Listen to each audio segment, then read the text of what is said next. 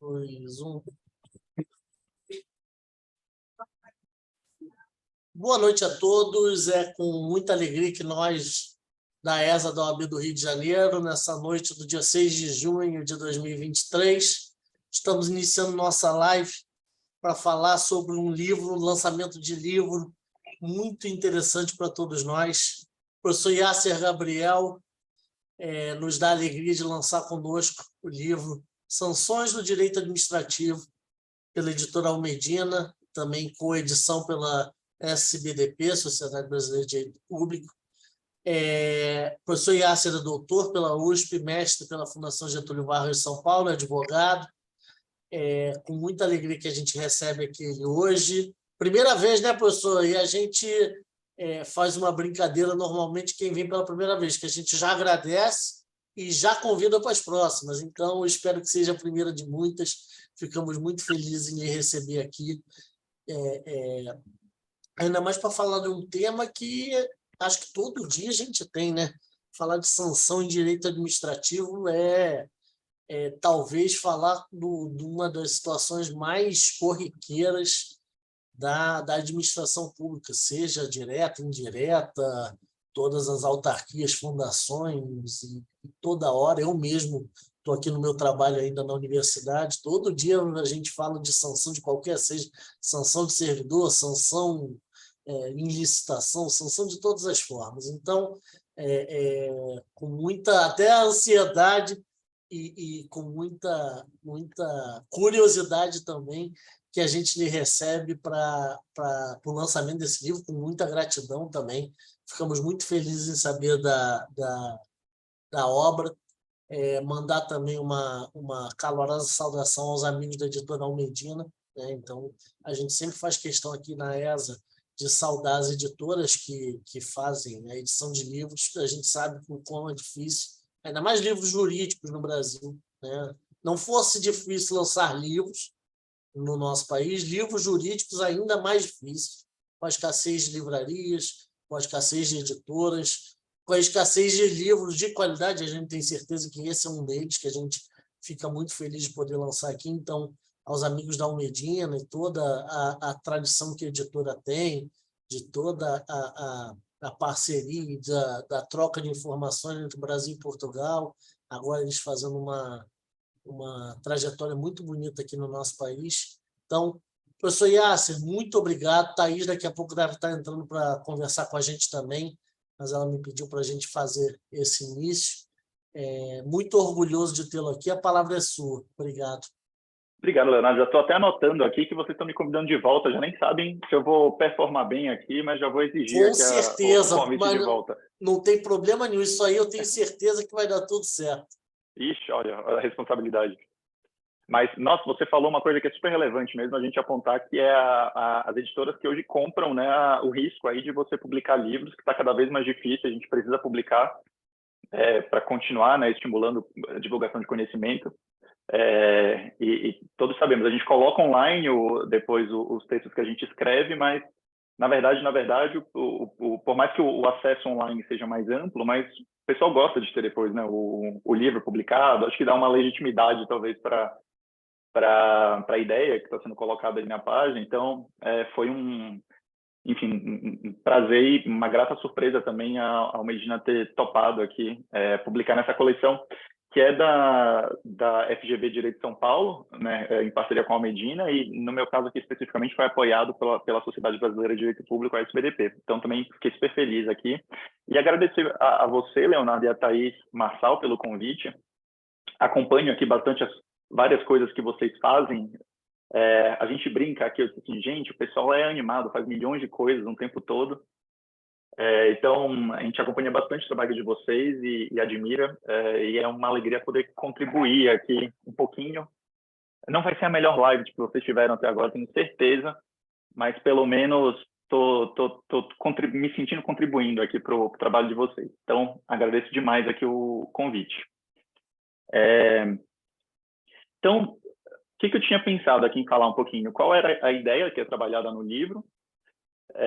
E depois abrir para a gente conversar, críticas e perguntas, principalmente críticas, porque eu acho que sempre tem muita coisa para ser criticada, mas para a gente realmente dialogar, que eu acho que a maior contribuição possível que a gente pode fazer quando a gente faz um trabalho acadêmico é depois de lançar ideias e elas serem criticadas e debatidas, enfim, a gente sempre evoluir aí as reflexões.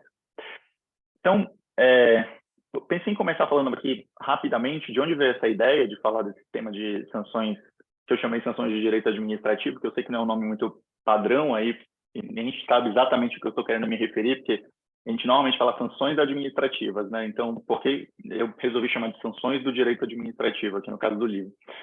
Mas acho que foram duas coisas aqui que me chamaram a atenção para talvez a necessidade de reflexão um pouco mais a respeito desse tema. Primeiro, esse foi um tema que eu trabalhei, o livro depois é uma adaptação, foi uma adaptação posterior da minha tese de doutorado, que eu fiz lá na São Francisco, na USP.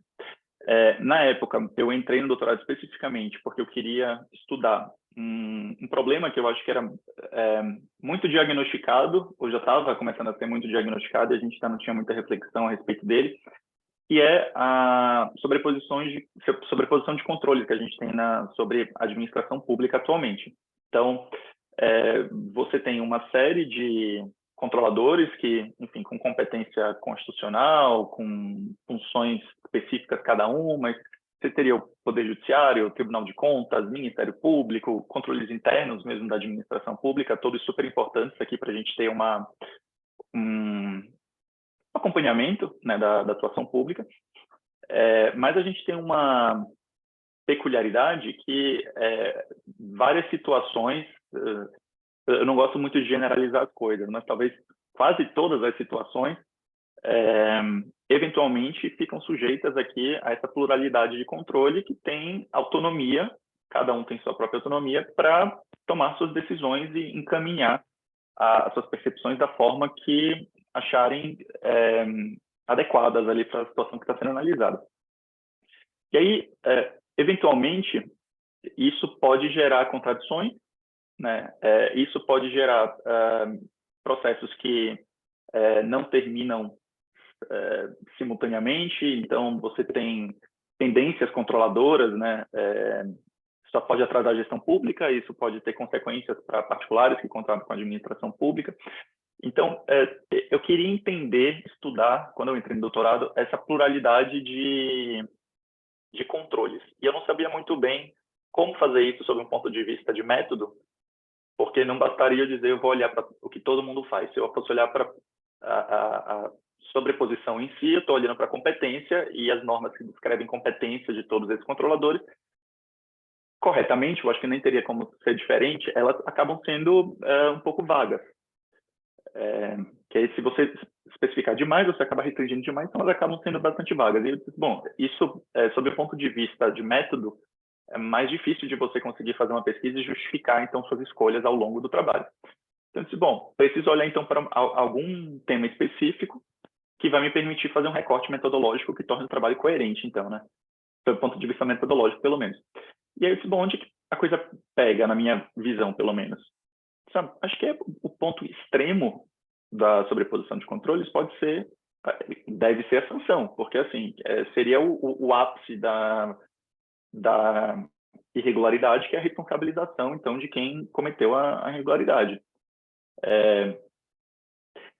E o que acontece, né? Então, problematizando aqui as sanções e a sobreposição de controles. Eventualmente, eu fazendo esse mapeamento, então, esse recorte metodológico em sanções e fazendo o mapeamento das competências dos controladores, então quais sanções podem ser aplicadas por quais controladores, eu vi que de fato ocorre uma sobreposição também, porque você tem sanções semelhantes no sentido o mesmo efeito.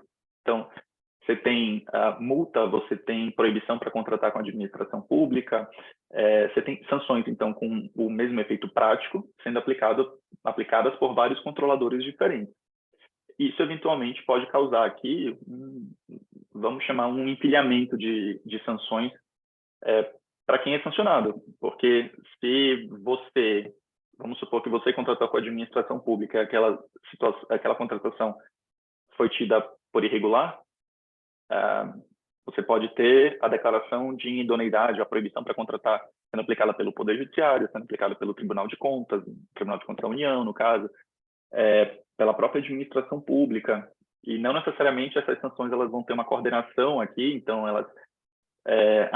você fica proibido de contratar por 3 anos, se essas sanções forem uma seguindo a outra, isso acaba sendo mais do que 3 anos na prática, né? Então, eventualmente, poderia ter aqui uma pena maior, né, do que o adequado aqui, considerado a irregularidade praticada.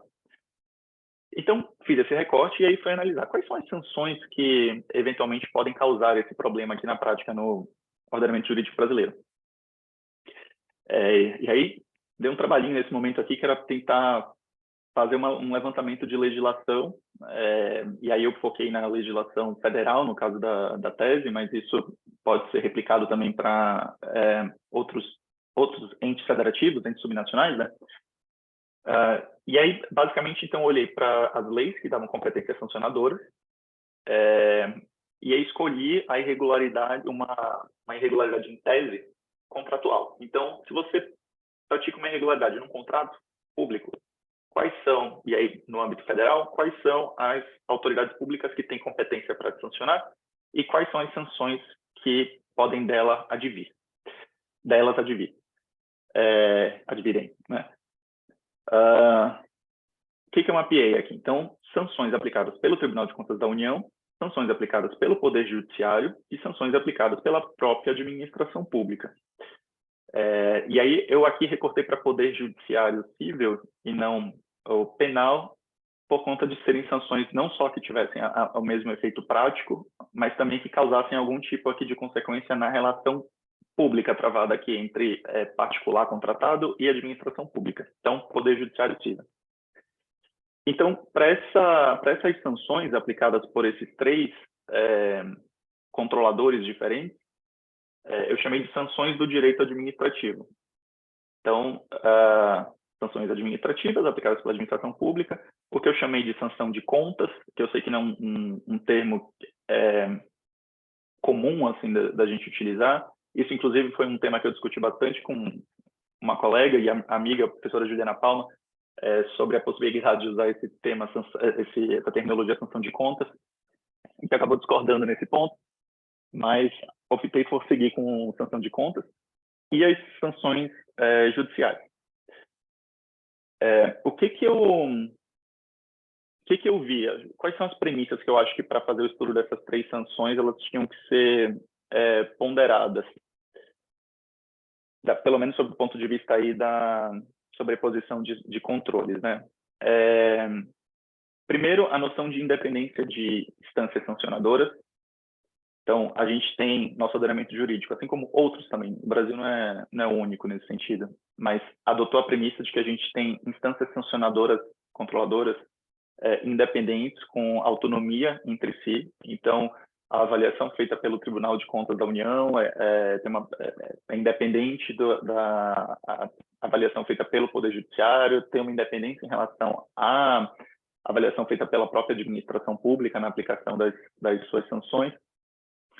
Obviamente, as sanções de contas e as sanções administrativas elas podem ser depois judicializadas e discutidas no Poder Judiciário, mas esses entes todos possuem autonomia para aplicar suas sanções e, consequentemente, para fazer a avaliação que deveria ou não ser aplicada a sanção.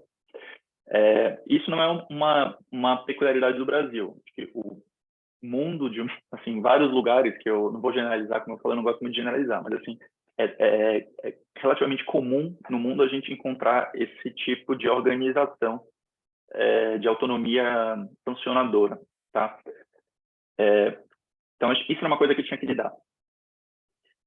A outra coisa que tinha que lidar é a premissa que a gente chama do non bis in idem, premissa constitucional do non bis in idem, então, de você não ter uma pessoa punida 2 vezes pela mesma conduta irregular. Como que num ordenamento, então, que tem essa autonomia de instâncias controladoras, como articular isso com a ideia de non bis in idem? E uma terceira premissa aqui, que me pareceu importante também analisar no trabalho, é a ideia de proporcionalidade da punição. Então, se você pratica uma irregularidade, você vai ser punido por ela e, obviamente, você tem que ter aqui uma punição adequada à intensidade, né, dessa punição adequada à irregularidade, à gravidade da irregularidade que você praticou. Pensando nessas três noções aqui, o que eu vi... Desculpe só. Pensando nessas três noções aqui, o que eu onde eu fui fazer minha pesquisa, então, aqui para ver como elas se articulariam aqui com a ideia dessas sanções do direito administrativo. Eu fui lá nas normas e na jurisprudência da STF, no caso aqui especificamente, para ver o que eles dizem a respeito dessas premissas. As normas, acho que isso não é surpresa para ninguém aqui que trabalha com direito administrativo sancionador, elas normalmente nesse tema costumam ter um artiguinho muito simples que utiliza fórmulas do tipo as sanções dessa lei se aplicam independentemente das outras sanções de natureza administrativa, civil, penais, ou então as sanções dessa lei são independentes em relação às outras sanções que podem ser aplicadas. Então, existe essa norma em várias leis. E é uma estrutura que não é dos últimos anos, assim, dos últimos anos, eu falo até da década de 90 para cá, que a gente tem uma inflação legislativa no tema de controle da administração pública, mas leis mais antigas, da década de 40, já tinha essa fórmula. Só que ela é muito singela, eu diria, para a gente concluir o que independentemente de ou sem prejuízo de outras sanções, o que isso significa na prática. Então, fui olhar a jurisprudência do STF para ver o que o tribunal tem dito a respeito dessa independência de instâncias. E aí, fazendo essa análise, e aí também não fiz restrição de tempo, então fui ver o que o tribunal falou ao longo da sua existência a respeito desse tema. E aí, fazendo essa análise, o que eu pude perceber que o STF sempre se manifestava sob um ponto de vista de competência dos controladores. O que isso quer dizer? Que ele sempre falava que esses controladores eles tinham autonomia para exercer seu poder controlador e poder sancionador em relação uns aos outros, tá? Porque eles tinham recebido a competência para tanto e exerciam funções controladoras diferentes entre si, que uma não se confundia com a outra. Então, logo, isso não significaria um bis in idem, então uma punição dupla, porque a sanção aplicada por cada um deles corresponderia a uma finalidade própria. O que me chamou a atenção aí nessa análise do Supremo? É que ela sempre parte do ponto de vista da competência. Então, da competência de quem aplica a sanção. Mas ela nunca parte do ponto de vista, ou nunca partiu, até agora, do ponto de vista de quem recebe a função, então, a sanção. Então, quem percebe os efeitos da sanção. E aí o que me chamou a atenção é que, bom, então a interpretação que tem sido dada para tal fórmula normativa de as sanções são aplicadas independentemente, sem prejuízo de outras, é do ponto de vista, o STF então falou que é do ponto de vista da competência. Então, todo mundo pode sancionar aqui dentro dos limites de sua competência. Mas ele nunca se manifestou, até o momento, sobre como você tem que articular os efeitos dessas sanções. Então, você dizer que todo mundo tem competência para sancionar, significa dizer que essa sanção ela pode ser aplicada ignorando outras sanções que já foram aplicadas por outros controladores. O STF não falou isso. Eu acho que as normas não analisou isso, na verdade, né? E as normas elas são muito, como eu falei, a estrutura delas é muito singela nesse sentido para a gente conseguir extrair essa conclusão da leitura. Então, eu construindo todo esse histórico, que é o capítulo 1 do livro, eu fui olhar para o regime constitucional e legal que nós temos hoje vigente no Brasil, para saber se tem outros elementos jurídicos, né, que dariam uma base para a gente sustentar uma tese de que, independentemente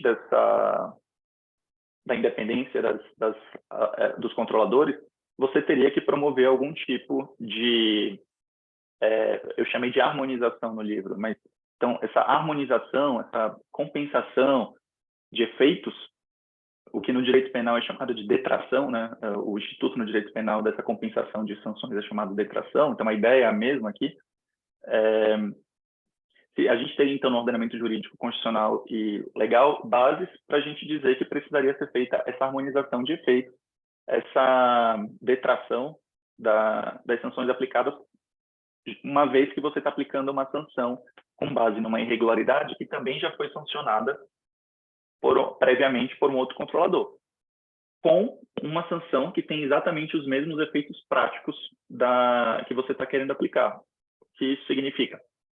Se eu estou aplicando a proibição de contratar com a administração pública como uma sanção,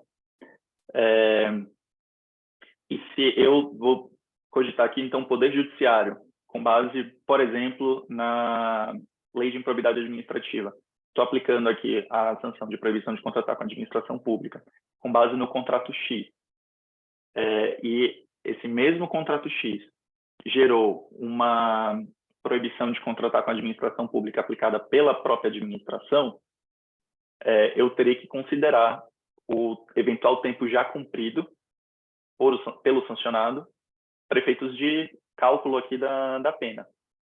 Então, se eu estou aplicando uma pena aqui por 3 anos, essa pena por 3 anos, é uma matemática bem simples, na verdade. O que eu proponho aqui é, se eu estou aplicando essa pena por 3 anos e a pessoa sancionada previamente já está proibida de contratar com a administração pública e cumpriu já uma limitação de 1 ano e meio, você considera esse 1 ano e meio dos 3 anos que você está sancionando. Então, não é que você vai sancionar menos, diminuir a sanção, mas é que você vai simplesmente contabilizar o tempo de pena já cumprida quando você tem exatamente o mesmo efeito. E a mesma lógica você aplicaria para multa. Então, se eu estou aplicando uma multa de X e anteriormente foi aplicada uma multa de Y, eu vou subtrair aqui, para fazer o recolhimento dessa multa que eu estou aplicando, o valor de Y do X, para você chegar num valor que você, de fato, entendeu como adequado ali para ser cobrado, né, como sanção ali pela irregularidade praticada. Qual é o fundamento, tá, que eu baseio essa tese? Então, primeiro, diria que vou começar pelo fundamento mais expresso, não é o constitucional, mas é o legal,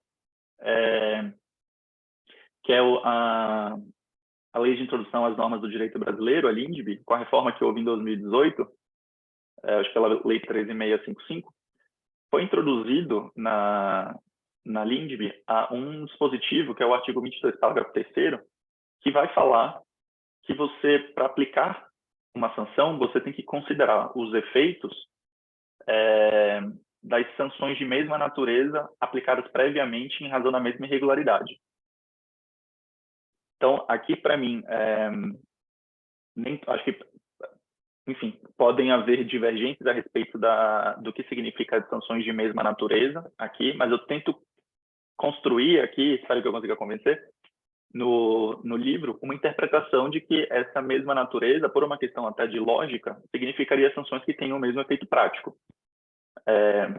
Por que eu digo isso? Porque se você considerar a mesma natureza, então, a origem da sanção, então, se é uma sanção administrativa, se é uma sanção do Tribunal de Contas, se é uma sanção do Poder Judiciário, essa interpretação meio que esvazia o dispositivo, porque dificilmente você vai ter, com base numa mesma irregularidade, 2 sanções aplicadas pelo Tribunal de Contas, por exemplo. Aí sim seria o bis in idem, né? Da forma mais, com entendimento mais corriqueiro que a gente tem encontrado aí na jurisprudência. Então, você teria a mesma autoridade aplicando 2 vezes a sanção. Onde isso poderia, de alguma maneira, funcionar, essa interpretação, seria se a gente estivesse falando de sanções administrativas. Porque aí você pode ter, de repente, autoridades administrativas distintas aplicando, sei lá, então, por exemplo, uma licitante aplicando, então, com base aqui numa irregularidade praticada numa licitação que ela promoveu, então uma administração pública licitante, né, que está licitando aqui, aplicando uma sanção, e aí de repente o CAD tem competência para atuar naquela situação também, é uma autoridade pertencente aqui ao Poder Executivo, e aí aplica também a sanção, e aí você estaria diante de 2 sanções administrativas, e aí isso seria a mesma natureza, e aí você poderia compensar aqui nos termos do dispositivo lá da LINDB os efeitos. Mas essa interpretação ela é extremamente restritiva das possibilidades do dispositivo, porque basicamente você limita ela a sanções administrativas. E aí esquece as outras sanções que podem ser aplicadas, né? Porque aí vai ter uma autoridade só, ou o Tribunal de Contas, ou o Poder Judiciário, que é um. Então, eu trago essa interpretação aí do artigo 22, parágrafo 3º. Espero que eu consiga convencer as pessoas, mas acho que depois eu vou falar de um julgado recente do TCU, recente mesmo, de não sei se 1 ou 2 semanas atrás, que obviamente não fui eu que convenci ninguém ali de nada, mas fizeram uma interpretação semelhante, inédita, desse dispositivo na linha do que eu estou defendendo aqui no livro. Além disso, acho que tem também, aqui eu tento mostrar que tem bases constitucionais para você fazer esse tipo de calibração de efeitos, que seria a individualização e proporcionalidade de pena, que são princípios constitucionais aqui que a gente tem do direito sancionador, que são aproveitados aqui também para as sanções aplicadas com essas características que eu abordo no livro. Obviamente, adequação, proporcionalidade, tudo isso tem bases constitucionais, e a ideia aqui é que, ainda que não houvesse esse dispositivo expresso aqui na Lei de Introdução às Normas do Direito Brasileiro, você também teria, em decorrência dessas premissas de adequação da pena, que vem da Constituição, uma necessidade de promover, então, aí o que eu estou chamando de harmonização de efeitos das sanções. Então, ainda que não tivéssemos a LINDB, ainda que em algum momento alguém questione a constitucionalidade desse dispositivo e eventualmente se declare inconstitucional, por exemplo, algum tipo de interpretação, esse método especificamente eu não acho que ele decorre apenas da LINDB, eu acho que ele decorre, na verdade, de uma premissa constitucional que nós temos hoje, que é aproveitada aqui no direito administrativo sancionador, assim como no penal também. Dito isso, o que eu fui olhar depois? Aí, isso é meu segundo capítulo do livro. O livro tem 3 capítulos. O segundo capítulo, então, é para entender o regime jurídico brasileiro hoje nesse tema. O terceiro capítulo, eu fui olhar do ponto de vista prático aqui, se o que eu chamo de harmonização é feito de alguma maneira. E aí, novamente, me deparei aqui com um problema de método, que é como é que eu vou olhar, como é que eu vou escolher uma situação que me permita avaliar esse comportamento aqui para ver se essa harmonização de efeitos está sendo feita ou não. E aí eu disse, bom, primeiro, da forma mais simples possível, eu vou escolher uma sanção específica, né? E 2, eu vou escolher um controlador específico para eu conseguir olhar essa jurisprudência dele. E aí, até por uma questão, enfim, por N motivos, mas talvez, sobretudo, pela minha pauta de estudos nos últimos anos, que tem sido muito Tribunal de Contas, eu fui olhar o Tribunal de Contas da União. E se o Tribunal de Contas da União, no seu julgado, tem feito essa harmonização de efeitos, essa detração, seja lá como você quiser chamar, para esse método de cálculo de punição. Essa dosimetria da pena, né, como a gente fala. E aí, para minha surpresa, eu encontrei vários julgados, na verdade, que essa avaliação, esse tema, ele foi levado ao Tribunal de Contas. Para minha surpresa, a primeira vez que eu vi, de fato, esse tema sendo debatido foi em 2014, no acórdão em que o TCU ele aplicou isso. Então, antes da LINDB, inclusive, ele aplicou essa compensação na sanção de declaração de idoneidade que o TCU aplica, em função de uma sanção que tinha sido previamente aplicada no particular,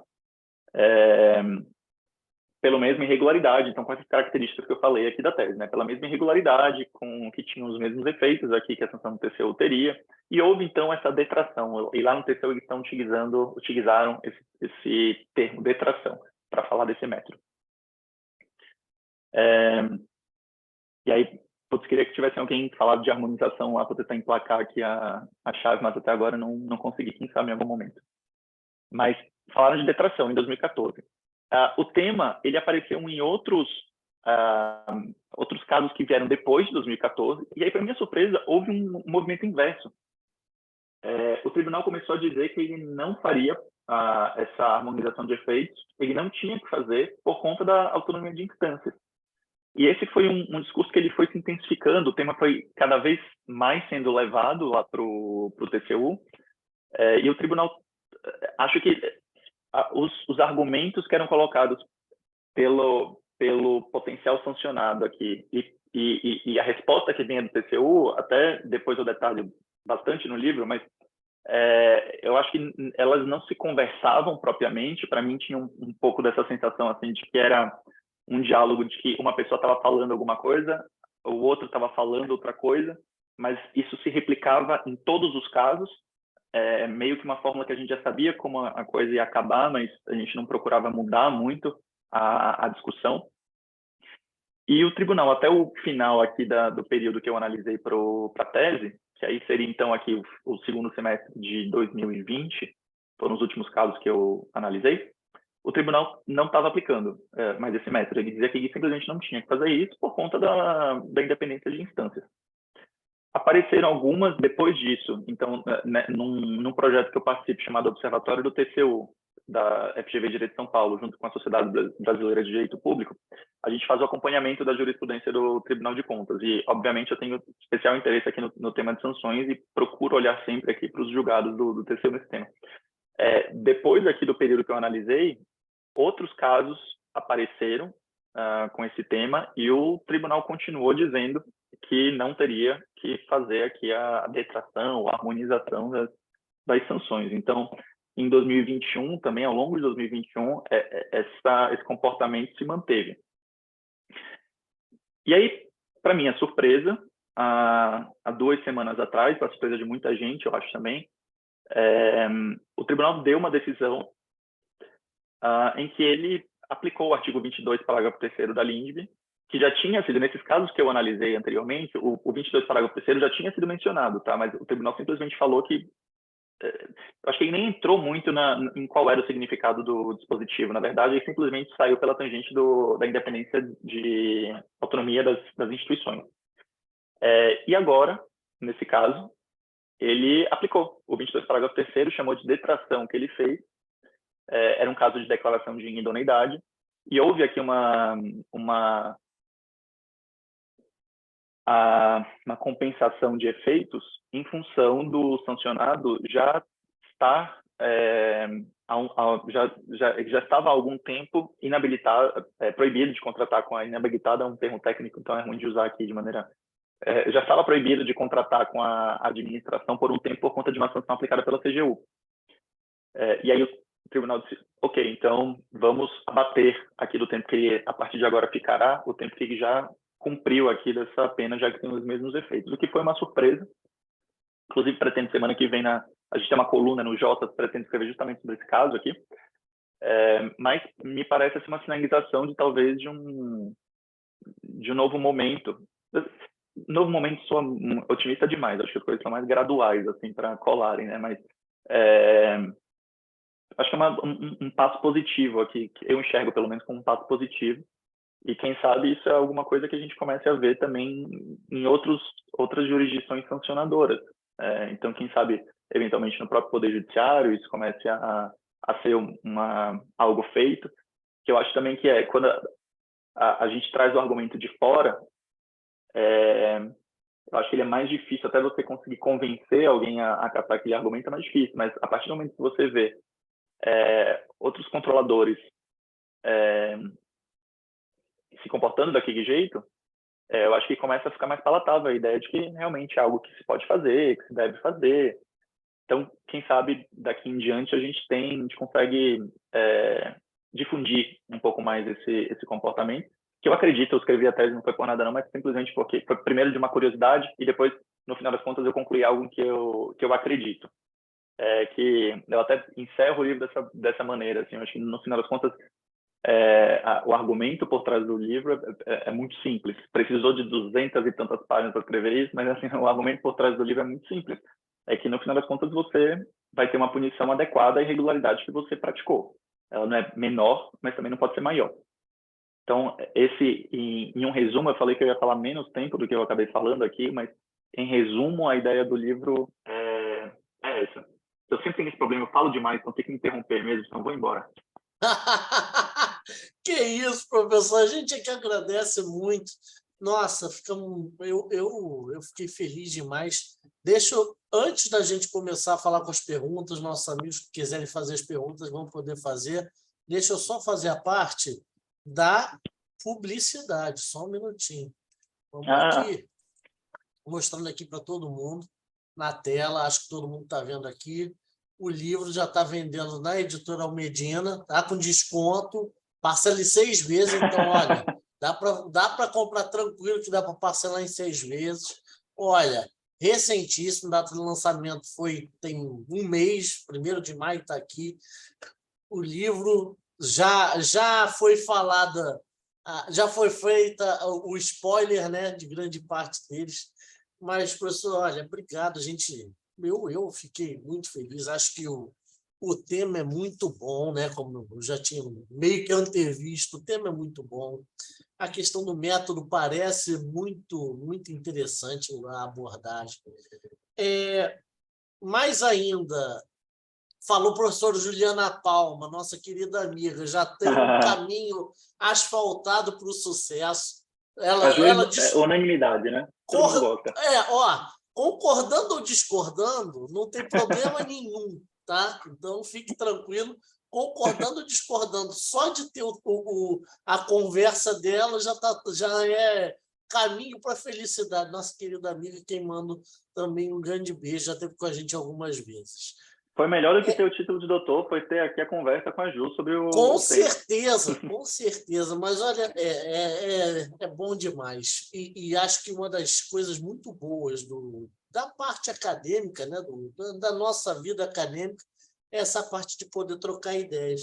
E quando eu estava lhe ouvindo e vendo, falando assim, não sei se eu convenci, acho que a Thaís sempre diz uma coisa aqui, eu não quero parecer repetitivo, mas eu me associo muito a ela nesse ponto. Também a parte acadêmica acho uma parte de lançar sementes. E eu não quero aqui parecer um pouco bobo em falar nisso, mas eu acho que é o seguinte, é lançar ideias, ainda que seja para discordância. Tá? A gente aqui já várias vezes tem ideias que parecem doidas. Né? Eu mesmo já falei algumas coisas que parecem absurdo. Né? Mas a gente tem que lançar a ideia. E eu acho isso. Não é o seu caso, felizmente, a gente sabe que tem ou é, de repente não é seu caso. Mas quando você diz, não, porque eu não sei se vão concordar comigo, sinceramente, não vejo problema nenhum, ao contrário. Se puder incentivar para um pós-doutorado, alguma coisa, continuar provocando esses questionamentos e puder fazer isso, faço de público. Eu acho que você sabe, Leonardo, não, desculpe lhe cortar. Nada. Não, é que nesse tema, acho que o pós, né, tese assim, que a gente lança, e principalmente com livro, a gente acaba tendo a oportunidade de discutir um pouquinho o trabalho em alguns ambientes, principalmente o ambiente acadêmico. E em 2 ou 3 oportunidades já que o Temas colocou e eu pude fazer a discussão, é sempre interessante quando sempre surge pessoas que compram a ideia, pessoas que rejeitam a ideia, e obviamente é muito mais interessante entender as premissas e os pontos das pessoas que não concordam com a ideia, né? Porque é aí que a gente aprimora eventualmente e falha também, a gente corrige para próximas reflexões que a gente possa lançar sobre o tema. Então, acaba sendo até a discordância, sob o ponto de vista prático, assim, de aprimoramento da ideia, muito mais até produtiva, né? E divertida também. É sempre mais divertido a gente argumentar na discordância do que ter todo mundo conversando, concordando, porque senão nem dá liga para o debate, né? A parte engraçada é que a discordância é sempre boa para a segunda edição, né? Exatamente. É. Mas isso é uma coisa que isso aí não sei se é ineditismo meu, eu espero que não seja, mas isso é uma coisa que eu já reparo há muito tempo por trabalhar numa universidade brasileira pública. A gente aqui no Brasil, e vendo às vezes a gente aqui às vezes tem muita defesa de cotutela, em especial de tese. Então, que vem um pesquisador estrangeiro para fazer. Agora, com online, ficou um pouco mais fácil, mas a gente tinha, por exemplo, a gente recebia, então, professores estrangeiros para fazer a defesa aqui, ou o inverso. Então, quer dizer, os nossos professores iam para lá para fazer a cotutela, então, ou a dupla diplomação, não importa. Eu vejo uma diferença muito grande, que é o seguinte, às vezes, isso aí é a academia inteira, tá? Eu vejo uma diferença nossa para o resto. E aí eu não sei se talvez é uma coisa do latino ou se é uma coisa só do brasileiro. Às vezes a gente não sabe receber a crítica como algo da tese ou da situação. A gente, às vezes, vê aquilo como pessoal, né? A gente não vê como algo para crescer, a gente vê como uma crítica pessoal.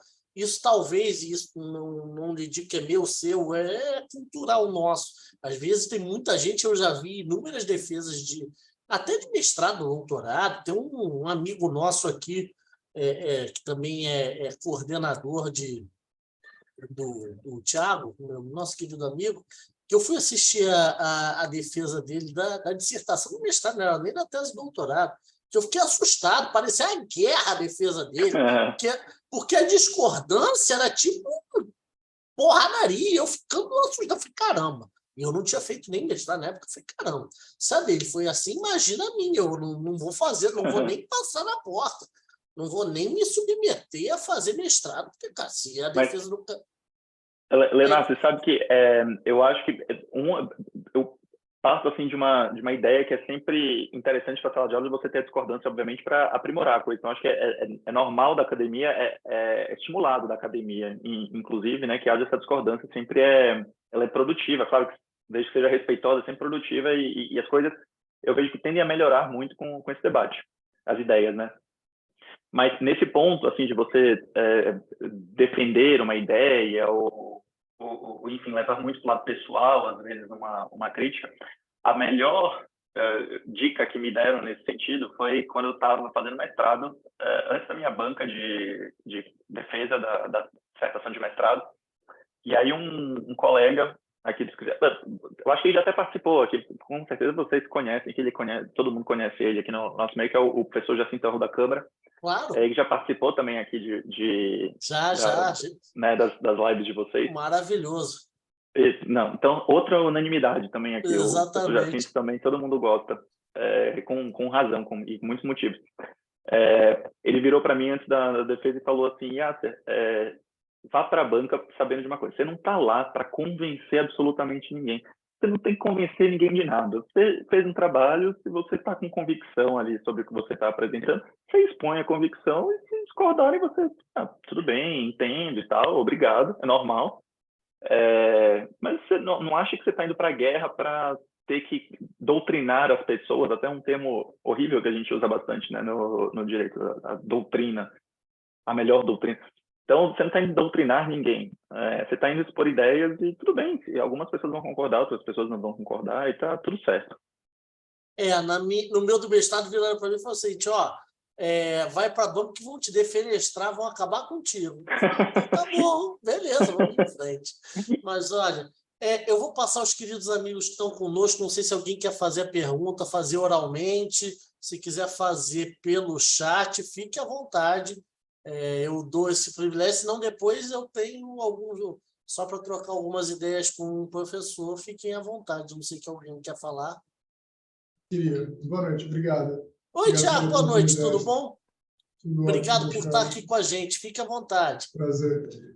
Professor, eu queria fazer, em relação ao seu comentário, primeiro, obrigado pela apresentação, mas em relação ao seu comentário relativo à análise da jurisprudência do STF, eu fiquei curioso que, eu sei que não era objeto da sua pesquisa, mas o senhor chegou a identificar, analisando o histórico dos bis-in-idem, da análise deles no bis-in-idem, o que eles falam das diferentes formas de punição, seja para o penal, civil, o senhor aprofundou especificamente no administrativo, mas me deixou curioso aqui, como não acadêmico, como é que eles resolvem, sob o ponto de vista sistemático, diversas punições por um mesmo fato. Claro que as tutelas jurídicas são diferentes, mas no final do dia é o mesmo fato, né? Legal, Thiago, obrigado pela pergunta. Acabou que esse não é, como você falou, realmente não era, em princípio, assim, o ponto do trabalho, mas acabou sendo uma das partes mais interessantes de fazer a análise e eu acho que até acabou sendo inesperadamente importante. Eu fui mais por uma curiosidade, assim, para ter um argumento, mas acabou sendo super importante para a ideia final que estava sendo lançada, porque eu não estava esperando ir por esse lado do STF, nunca analisou os efeitos em si. Isso acabou se tornando um argumento. Então, o que o STF costuma dizer? Tá? Até coloco no livro aqui, tento botar grandes grupos aqui de decisões do STF, que eu acho que são 3 ou 4 que eu consegui organizar aqui a jurisprudência. Mas, basicamente, o que o STF falou é que cada uma dessas... Mesmo quando você leva ao STF, nessas situações aqui que eu analisei, mesmo quando foi levado ao STF, o problema da proporcionalidade da pena, então, isso de fato foi algo colocado em questão ali, então, esta pessoa está sendo punida várias vezes e isso é desproporcional e razoável. A solução do STF sempre foi do ponto de vista de autonomia das instâncias. E aí, o que ele fala dessa autonomia das instâncias? Então, tem argumentos mais formais mesmo, de previsão normativa, constitucional, legal, mas tem argumentos também, que a maior parte deles eram argumentos a respeito da função da sanção. E aí, o que basicamente o STF diz em todos esses casos é que as funções das sanções ali e da competência sancionadora de cada um desses controladores é diferente. E usa, inclusive, o direito comparado, às vezes, para falar como isso acontece em outros países também, que seria algo relativamente comum, na verdade, muito comum, de ter esses controladores diferentes e autônomos. Então, não entra o tribunal, ele não chega a entrar propriamente no tema do efeito e da proporcionalidade da pena. Então, o efeito da sanção e a proporcionalidade da pena. Mas ele sempre olhou a discussão e decidiu os casos com base no aspecto da competência, nesse lado aqui do processo sancionador, da competência, né? E não desse outro lado aqui de quem recebe a sanção. Então, nunca foi uma discussão de proporcionalidade da sanção. Sempre foi de independência, competências, né? Independência de instâncias, porque elas têm funções diferentes e por isso que elas existem, inclusive, assim.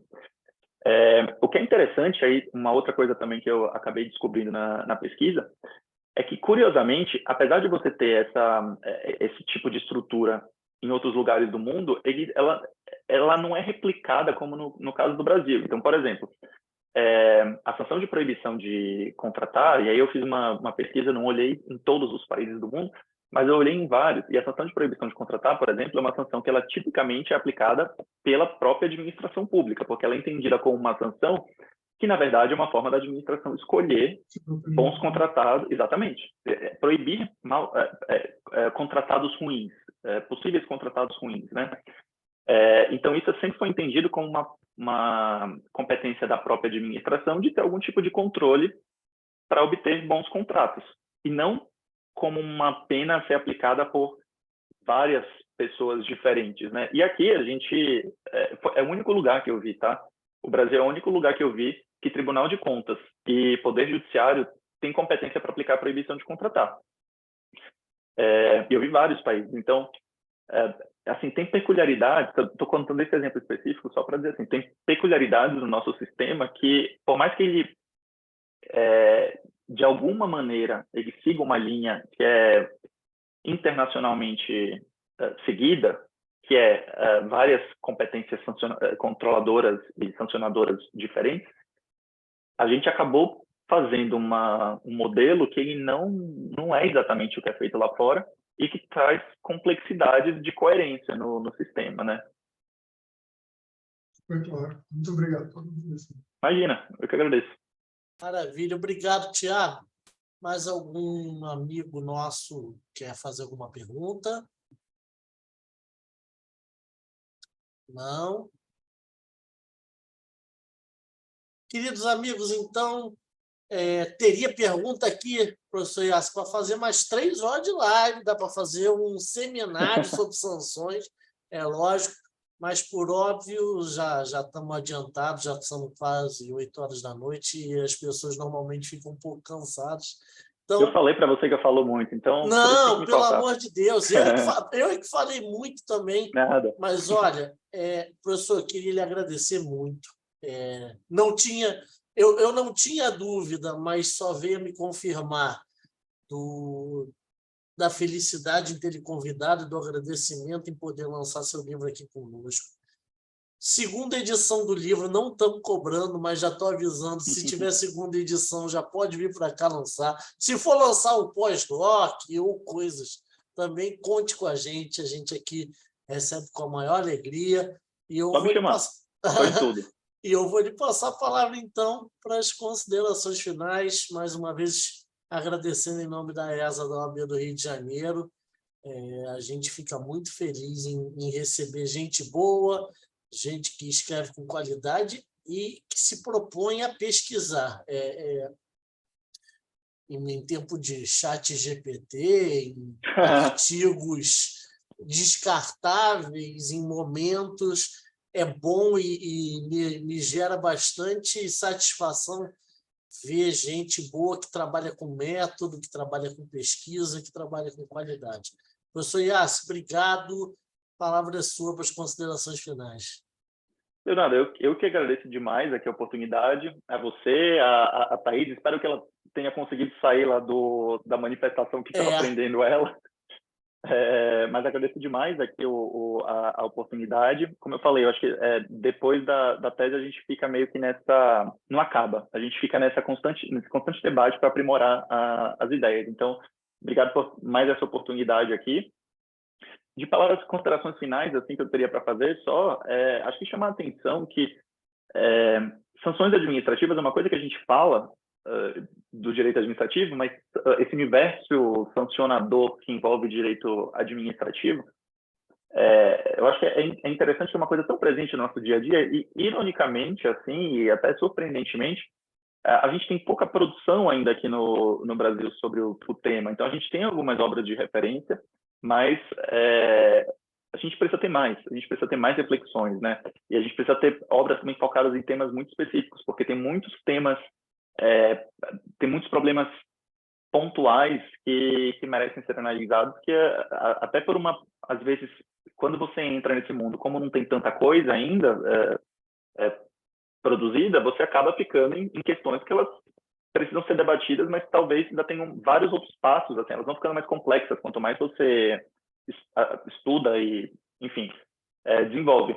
Então, temos excelentes obras, inclusive uma aí de uma professora que com certeza você conhece, professora Alice Voronov, que é excelente livro, incrível, assim, que eu me abracei várias vezes enquanto eu estava escrevendo aqui minha tese, eu estava abraçado com o livro dela aqui também, que é excelente. Então, só chamar a atenção que é um tema que ainda tem muitos problemas e eles merecem ser estudados, né? Então, quem quiser, eu acho que é um universo bom aí para ser desbravado. Sem dúvida. Obrigado, professor. Bom falar, professor Alice, né? Falar também, mencionar nosso querido amigo, professor Zé Roberto Pimenta Oliveira, presidente do IDASAN, que também está sempre com a gente, né? Então, ele não está aqui com a gente hoje, mas como ele sempre está com a gente, eu já deixo um abraço antecipado a ele, nosso querido professor de todos nós, e que nos trata sempre com carinho, que eu acho que, para mim, em especial, é imerecido, mas eu agradeço sempre. É uma pessoa maravilhosa, com grande carinho. Professor Iassi, mais uma vez, muito obrigado. Ficamos muito felizes de tê-lo aqui. E esperamos, então, próxima oportunidade, próximos livros, já conte com a gente aqui, próximos seminários, tá? E a gente espera um dia, olha, estando no Rio ou presencial, venha nos visitar. Legal, vamos sim. A casa é sua, tá bom? Muito obrigado, Leonardo. Os nossos amigos que nos acompanharam também até agora, obrigado por me aguentarem nessa tentativa de fazer as coisas ficarem um pouco mais descontraídas. Desculpem, talvez, o informal demais, o carioca, às vezes, passa um pouco do ponto, já peço desculpas de antemão, mas eu, sinceramente, acho que a gente tem que fazer desse jeito, porque... Fica tão melhor assim, Leonardo? Que bom! Não, porque sabe o que acontece? O dia já é tão pesado. Se chegar às 7 horas da noite, a gente for ficar fazendo formalidades Ninguém aguenta. e conceitos, a gente não consegue. E agradeço muito, professor, pela clareza e pela possibilidade de ouvi-lo. Os queridos amigos, então, uma boa noite. Até a próxima. Tchau, tchau. Obrigado, Leonardo. Até mais. Boa noite. Obrigado a todos.